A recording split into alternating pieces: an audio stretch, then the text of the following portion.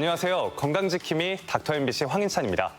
질환에 관한 다양한 궁금증, 여러분의 입장에서 꼼꼼하게 짚어드리겠습니다. 직장이나 가정 내에서 심한 스트레스를 받았을 때 갑자기 가슴이 답답하고 밤잠을 설치는 분들 많으시죠? 속이 답답하고 뱃속이 불편해 소화기 내과 진료를 받았는데도 그 증상이 지속된다면 심리적인 원인이 더 크게 작용하는 뇌위장관 질환을 의심해 볼 필요가 있는데요. 그래서 오늘은 원광대학교 병원 정신건강의학과 장승우 교수와 함께 뇌위장관 질환에 대해 자세히 알아보겠습니다. 심리적인 원인으로 유발되는 위장관 질환을 소화기내과에서는 기능성 위장관 질환, 정신건강의학과에서는 뇌위장관 질환이라는 용어를 사용하고 있는데요. 실제로 위장관 질환과 정신건강은 아주 밀접한 관계가 있다고 합니다. 그래서 이 시간에는 정신건강의학과 전문의 장승호 교수와 함께 뇌위장관 질환에 대해 알아보겠습니다. 안녕하세요. 네, 안녕하세요. 네. 뇌위장관 질환은 제가 말씀을 드리면서도 조금 생소한데 어떤 질환인가요? 네, 뇌위장관 질환이라는 명칭을 아마도 처음 들어보셨을 것입니다. 네. 하지만 사촌이 땅을 싸면 배가 아프다라는 속담을 떠올려 보시면 이해하는 데 도움이 될 것 같습니다. 우리가 중요한 발표나 시험을 앞두고 소화가 안 되거나 갑자기 화장실에 가고 싶었던 경험 다들 있으시죠? 네네. 또 직장이나 가정에서 여러 가지 일들로 인해서 심한 스트레스를 받았을 때 가슴이 쓰려서 밤잠 설쳤던 분들도 많이 계실 것입니다. 이렇게 심리적 원인으로 인해서 유발되는 위장 질환을 뇌위장관 질환이라고 부릅니다. 긴장했을 때 배가 아팠던 경험이라고 하니까 이해가 바로 되는 것 같은데요. 그렇다면 뇌위장관 질환으로 병원을 방문하시는 분들은 주로 어떤 증상을 호소하시나요? 네, 뇌위장관 질환은 다양한 위장 증상으로 나타나는데요. 환자분들은 주로 가슴이 뜨겁거나 배에 가스가 차고 소화가 안 된다. 또 이유 없이 옆구리가 아프기도 하고 배가 아파서 숨을 쉴 수 없다거나 메스껍고 토할 것 같은 느낌도 듭니다. 일부 환자분들은 변 보기가 힘들고 변이 딱딱하게 나오기도 하고요. 변을 보고 나서도 시원하지 않은 잔변감을 호소하시기도 합니다. 특히 목에 가래가 낀 것처럼 이물감이 있는데 아무리 기침을 해도 이물감이 없어지지 않아서 괴롭다는 분들도 상당히 많습니다. 구분이 어떻게 되는지도 궁금한데요. 뇌위장관 질환은 어떻게 진단되나요? 네, 뇌위장관 질환의 종류가 매우 다양하기 때문에 대표적인 질환 몇 가지만 살펴보면요. 네. 먼저 기능성 소화불량증의 경우에는 불쾌한 식후 포만감, 또 상복부 통증과 쓰림 등의 증상이 3개월 이내에 있을 때 진단하게 됩니다. 다음으로 기능성 가슴 쓰림의 경우에는 흉골 하방, 그러니까 가슴 부위에 타는 듯한 불쾌감이나 통증이 있는데 위산 억제제로 치료를 해도 호전이 되지 않는 경우에 우리가 진단을 해볼 수 있습니다. 인두구, 그러니까 목에 이물감이 있는 경우는 신체 검사나 내시경 검사에서 이상 소견이 없는데도 불구하고 목구멍에 덩어리가 찬 것처럼 통증이 없는 이물감이 지속될 때 진단을 하게 됩니다. 끝으로 과민성 장증후군의 경우에는 복부 불편감이나 복통이 반복되고 배변 횟수가 급격하게 변하고 또 대변이 물러지거나 단단해지는 등 붓기의 변화가 나타날 수도 있습니다. 특히 뇌위장관 질환에는 질환명 앞에 기능이라는 단어가 붙는 경우가 많은데요. 이것은 환자분들이 다양한 위장 증상을 호소하시지만 병원에서 검사를 해보면 특별한 원인을 밝히기가 어렵기 때문입니다. 그러다 보니까 환자와 의사 모두 답답하고 치료가 힘든 질환이라고 할 수 있죠. 네. 뇌와 위장과는 아주 밀접한 관계가 있는 것 같은데요. 그렇다면 서로 어떻게 연결이 돼 있나요? 쉽게 말해서 뇌와 위장과는 수많은 신경세포들이 네트워크를 통해 연결되어 있다고 할 수 있습니다. 다양한 신경물질과 호르몬들이 이렇게 복잡한 신경고속도로를 사방팔방으로 질주하면서 배가 고플 때, 또 스트레스를 받았을 때, 혹은 유해한 균을 섭취했을 때 우리 인체가 적절한 반응을 통해서 건강을 유지할 수 있도록 도와줍니다. 이러한 뇌와 위장관 사이의 정보 고속도로를 뇌위장관 축이라고 부릅니다. 이 축을 통해서 다양한 정보들이 전달되는 것이죠. 하지만 어떠한 심리적인 원인으로 인해서 이 축이 기능을 잃고 신경 물질들의 균형이 깨지게 되면 배가 아프고 소화가 안 되는 등의 위장 증상이 나타나게 됩니다. 그럼 위장과는 뇌가 조금 연결된 것이다라고도 볼 수 있겠네요. 그렇습니다. 그럼 스트레스 받는 날이면 위장 증상 더 심해지잖아요. 그렇죠. 그럼 스트레스도 위장 증상과 연관이 있는 거죠? 네, 그렇습니다. 우리가 스트레스를 받게 되면 뇌의 시상하부, 뇌하수체, 부신피질이라는 부위의 연결을 통해서 코티솔이라고 하는 호르몬이 분비되는데요. 이 물질은 일종의 독성 물질이라고 할 수 있습니다. 네. 이렇게 분비된 코티솔이 혈관을 타고 위장관으로 이동해서 다양한 염증 반응을 유발하거나 위장관의 벽을 수축시키기도 하고요. 경우에 따라서는 위장 세포들을 파괴할 수도 있습니다. 위장벽이 과도하게 자극되면 화장실에 자주 가고 싶어지죠. 네. 이게 바로 과민성 장증후군의 발생 기전이라고 할 수 있고요. 거꾸로 위장관 운동이 과도하게 억제되면 변비가 생길 수도 있죠. 실제 연구를 살펴보면 정상인과 과민성 장증후군 환자분들에게 우리가 정맥 주사로 스트레스 호르몬을 주입했을 때 과민성 장증후군 환자분들에서 위장관의 운동이 급격하게 증가하고 또 통증이 유발되는 것을 확인해 볼 수도 있습니다. 그렇다면 뇌위장관 질환으로 고생하시는 분들은 한국에는 어느 정도 계실까요?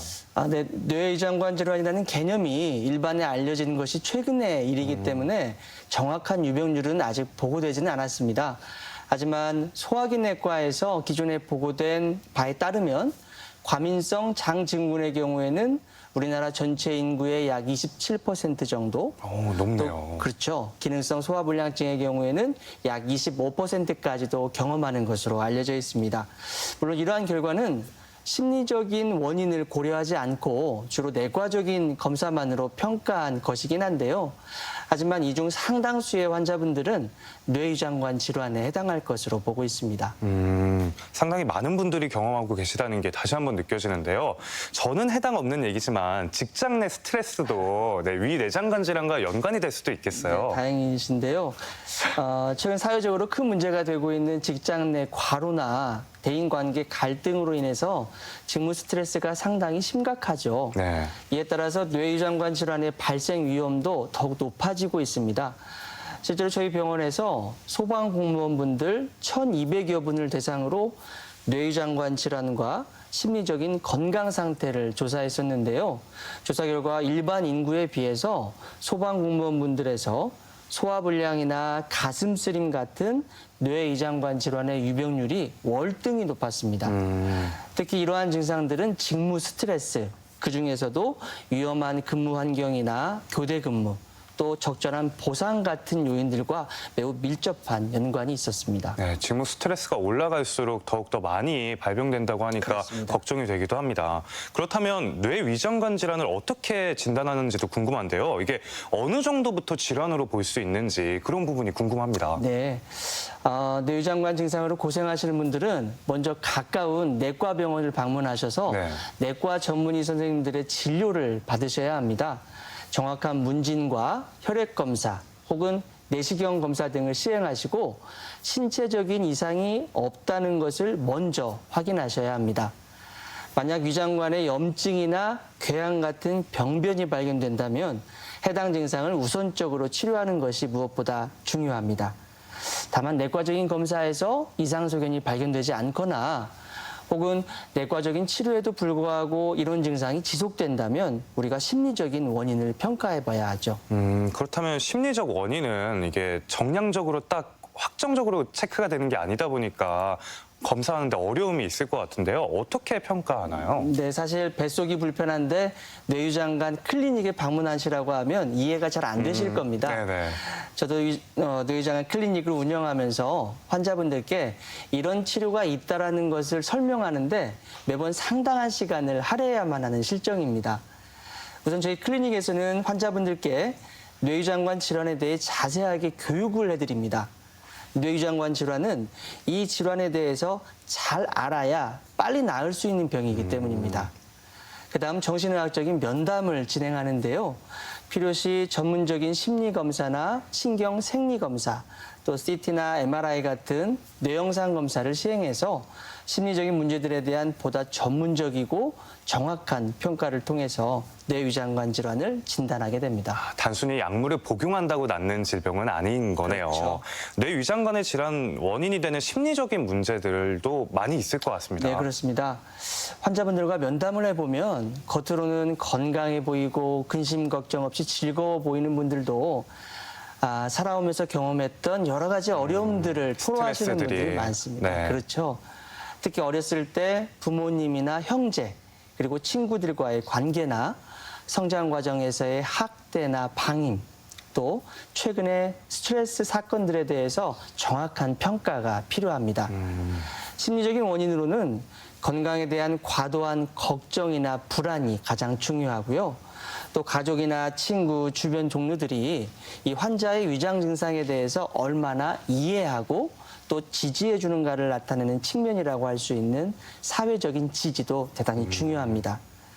특히 뇌위장관 증상이 심한 분들 중에는 중증의 정신질환이라고 할 수 있는 우울증이나 자살 생각을 나타내는 분들도 있기 때문에 신속한 대처가 요구되는 경우가 상당히 많습니다. 치료를 하는 과정이 그 질병의 근본적인 부분부터 건드린다는 그런 생각이 드는데요. 이렇게 심리치료가 진행이 되면 위장 증상이 많이 개선되나요? 네, 그렇습니다. 심리적인 어려움이 심하지 않은 분들은 면담만으로도 위장 증상이 많이 호전됩니다. 제 경우에도 수년간 복통과 소화불량증으로 고생하셨던 환자분들이 짧은 시간 내 면담만으로도 몰라보게 증상이 호전되는 경험을 여러 번 할 수 있었습니다. 신기하네요. 네. 특히 건강에 대한 염려가 있는 분들 중에는 생각의 잣대가 다소 부정적인 방향으로 기울어져 있는 분들이 많습니다. 이런 분들의 경우에는 평범한 일들도 다른 사람보다 예민하게 받아들이거나 마음속에 오랫동안 담아두는 경향이 강한데요. 그래서 이런 분들께는 인지치료를 통해서 부정적으로 기울어진 사고방식을 바꾸고 보다 현실적인 생각을 할 수 있도록 도와드립니다. 인지치료라고 하면 말씀해 주셨듯이 생각을 바꾼다는 의미잖아요. 맞습니다. 어떻게 생각을 바꾸면 위장 증상을 낫게 할 수 있을까요? 이게 혼자 개인적으로도 좀 노력하면 바꿀 수 있는지 충분히 가능합니다. 그런 부분이 궁금합니다. 제가 서두에 사촌이 땅을 사면 배가 아프다라는 속담을 인용했듯이 위장 증상은 우리들의 생각과 매우 밀접한 관계가 있습니다. 예를 들어서 만성 변비로 오랫동안 고생하신 분들은 그날 아침에 변을 보았는지 여부가 그날의 모든 컨디션을 좌우하죠. 네. 그래서 변을 보지 못한 날은 불안감과 함께 다양한 불쾌감을 느끼게 되는데요. 이런 상황이 지속되다 보면 결국 나는 이 변비에서 벗어나지 못할 거야라는 비관적인 생각이나 혹은 이렇게 살 바에야 차라리 죽는 게 낫지라고 하는 자살 생각까지도 보이게 됩니다. 네.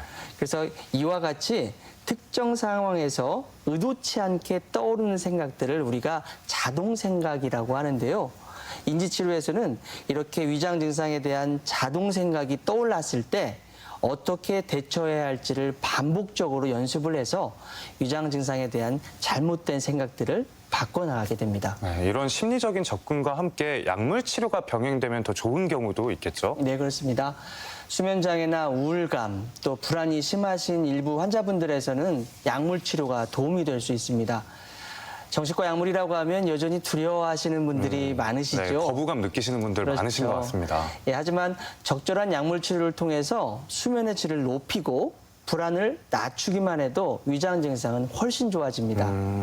또한 약물 치료는 뇌와 위장관 사이의 연결성을 개선시키는 데도 매우 효과적입니다.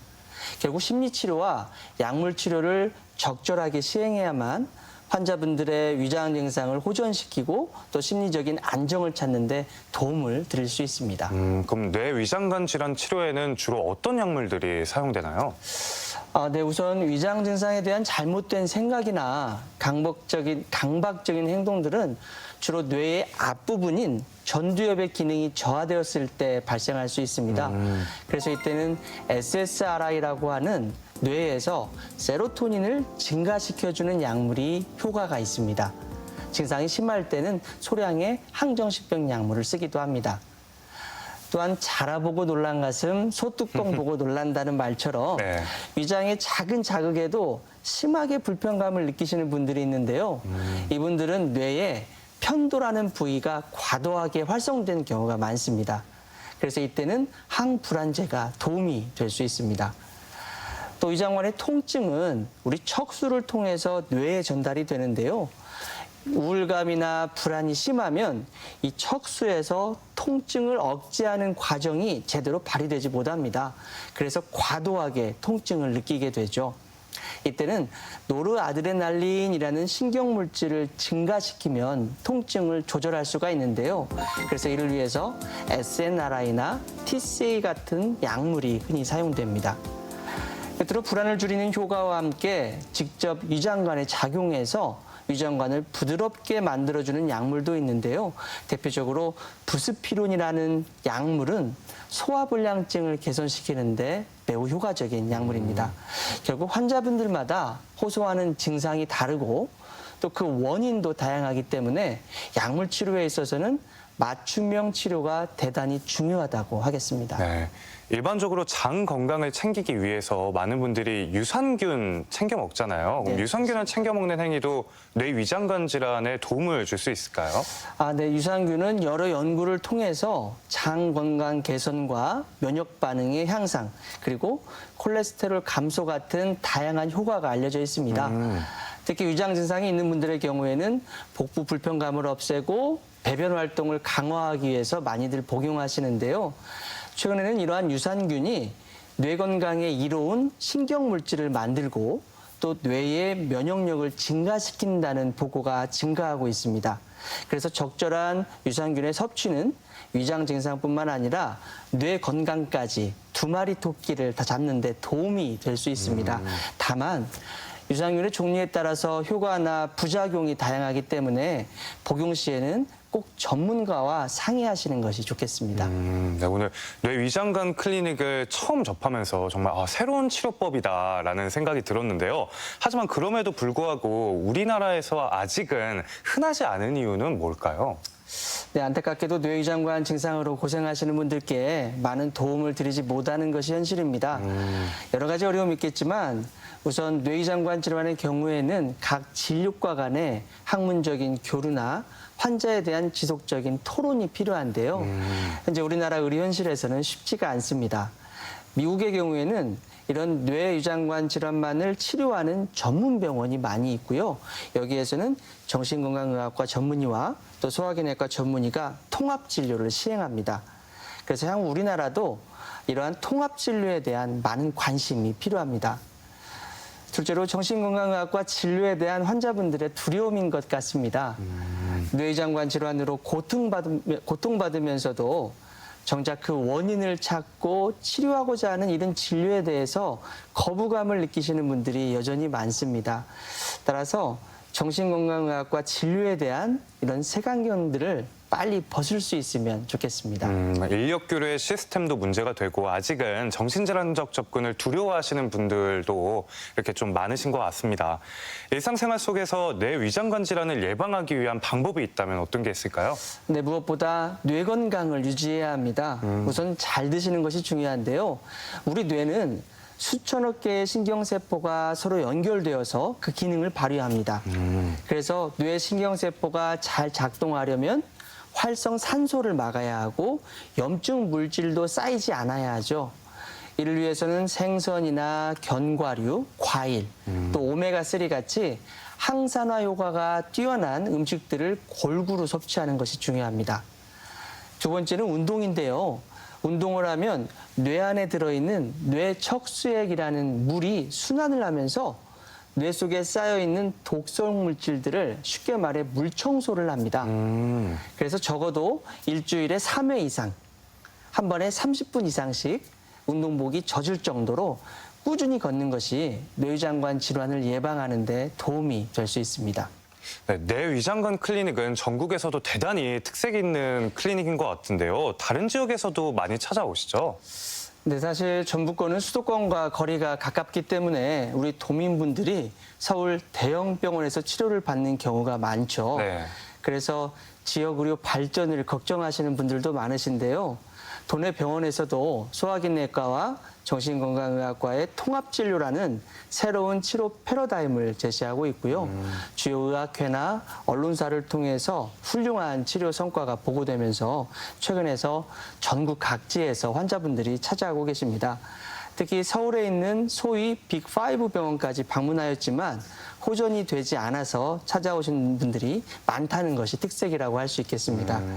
그래서 도내에 있는 병원이라고 해도 새로운 치료 패러다임을 갖고 환자분들에게 양질의 치료를 제공할 수 있다면 전국적인 의료 허브가 될 수 있다는 자신감을 갖고 진료에 매진하는 것이 중요할 것 같습니다. 마지막으로 뇌위장관 질환에 시달리고 있는 분들께 당부하고 싶으신 말씀이 있으면 한번 부탁드리겠습니다. 네, 오늘 말씀드린 것처럼 뇌와 위장관은 매우 밀접하게 연결되어 있습니다. 그래서 위장 건강을 지키기 위해서는 꾸준한 건강과 균형 잡힌 식단처럼 평소에 정신 건강을 지키기 위한 노력들이 필요합니다.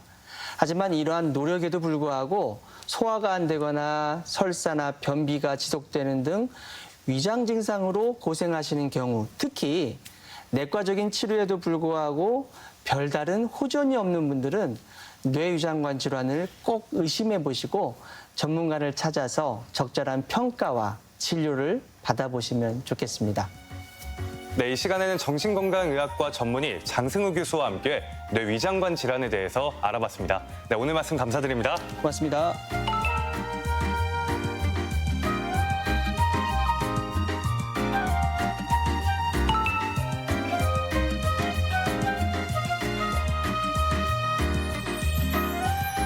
우리 몸 전체에 영향을 미치는 무더위는 치아 건강에도 예외는 아닙니다. 갈증 해소를 위해 우리가 마시는 음료는 충치의 위험을 높이고 차갑거나 단단한 음식은 치아 부식 및 치아 균열 등을 유발할 수 있는데요. 치아 균열은 적절한 시기에 치료하지 않으면 치아가 완전히 부러질 수도 있습니다. 그래서 평소에 딱딱한 음식을 피하고 부드러운 음식을 먹는 습관이 중요하고요. 충치 예방에 가장 좋은 스케일링은 만 19세 이상의 성인이라면 건강보험 적용을 받을 수 있다고 하니까 꼭 이용해 보시기 바랍니다. 그리고 이 밖에 건강과 관련해 궁금한 사항이 있다면 전주 MBC 홈페이지에 질문 남겨주시기 바랍니다. 저희가 준비한 소식은 여기까지입니다. 다음 주 이 시간에 다시 찾아뵙겠습니다. 고맙습니다. 뉴머헌드 샤넬 레드 카멜리아 세럼은 피부 노화의 첫 단계에 작용해 활력을 돌려줍니다. 어린 생기가 감도는 매끈하고 화사한 피부를 경험해보세요. 뉴머헌드 샤넬, 아름다움에 대한 앞선 생각. 선물 같은 바람, 선물 같은 햇살, 그리고 나에게 주는 선물 같은 시간. 몽베스트 with the 블렌딩 하우스. 내가 다이어트하는 방법. 전 이거 꾸준히 먹고 있어요. 아침엔 빨간 물, 저녁엔 빨간 통. 여기에 체지방 집중 감소 성분이 들어있어서 몸매가 달라지거든요. 라인 보여요?